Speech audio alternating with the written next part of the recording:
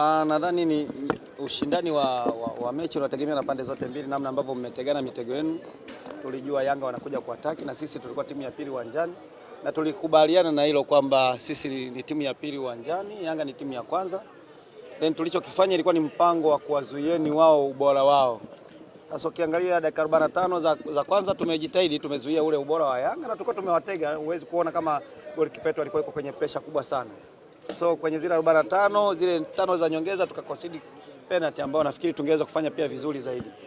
So tumeenda mapumziko tukaona tu maintain ule mpango, kwa sababu ndio ilikuwa njia pekee kuzuia na kufanya fast break. Na nafikiri kama ilivyoonekana first half kwamba tulikuwa tuna defend, lakini tukipata mpira tunafanya fast break direct kwenda kwenye goli lao na tumefanikiwa kupata goli. So chances tulikuwa nazo 2-3 japokuwa imetumika moja. Second half baada ya dakika 15 pia za kutoka mapumziko tuliweza kumaintain tukafanya vizuri. Baada ya hapo yalikuja makosa binafsi, kwa sababu tunafikiri kwamba kulikuwa na kusinzia kidogo. Ule mpira ambao ulitoka mbali tungeweza kufanya vizuri zaidi kama timu, kwa uzoefu wa wachezaji ambao tuko nao wangeweza kufanya vizuri zaidi ya vile, lakini ni makosa ambayo yanatokea kwenye mechi. Wachezaji wanafanya kazi, wakati mwingine ukifanya kosa moja sekunde, timu kama hizi ambazo ziko na quality zinakuhukumu. Kwa hiyo nafikiri tumefanya kosa lile ambalo maybe wachezaji wanaona kama tungeweza kufanya vizuri zaidi ya vile.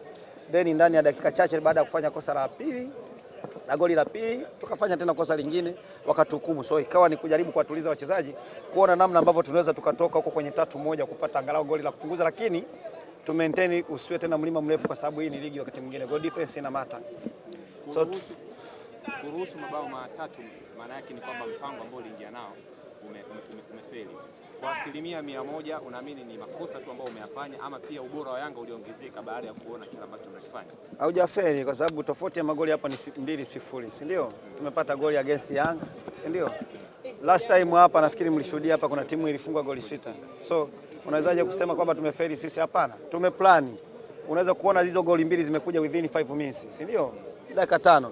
So ukiangalia dakika 90, dakika 5 hatujafanya vizuri, lakini dakika 45 za first half tumefanya vizuri. Tulikuwa juu ya Yanga kulingana na nafasi ambazo tumezitengeneza na kuwazuia. So ndo nilivyokuambia kwamba wachezaji pia ni binadamu, kuna muda wanafanya makosa binafsi. Makosa binafsi yanakuwa generally sasa kwenye timu, lakini sio kwamba tunakuwa tumefeli. Mmeruhusu bao la build up, lakini bado timu yako inacheza vile vile. Huu ni mpango wenu? No, kama unafikiri kwamba unacheza na timu ambayo iko na quality, wako motivated kwa sababu ni current champions, si ndio? Wakati mwingine ukija na kitu ambacho huja plan nacho kinaweza kukuletea matatizo zaidi. Uenda unazungumza tumefungwa 3-1. Sasa maybe tungefungwa labda 10, si ndio? Ungeweza kusema sasa tumeamua kushambulia. No, unashambulia kwa hesabu. Space unaipata wapi, si ndio? Una watu gani? Mtashambuliaje? Mna energy kiasi gani mlichokuweza kuplan? So hata hivi tulikuwa tume maintain vile, tuna maintain hivyo kuona namna ambavyo tusiruhusu goli lingine la 4 kipindi tunatafuta goli moja. So tumeendelea kufanya hivyo kazi, lakini mwisho wa siku lazima tukubaliane kwamba wakati mwingine timu kama Yanga ni timu bora. Ndio, unatoka kwenye mechi umefungwa, lakini sio kama umefungwa na timu ya aina gani. Umefungwa na timu ambayo iko na ubora, umefanya kazi yako vizuri, si ndio? So huwezi kusema kwamba quality ambayo iko kwetu iko kwao pia, kwamba tuje tu 50-50.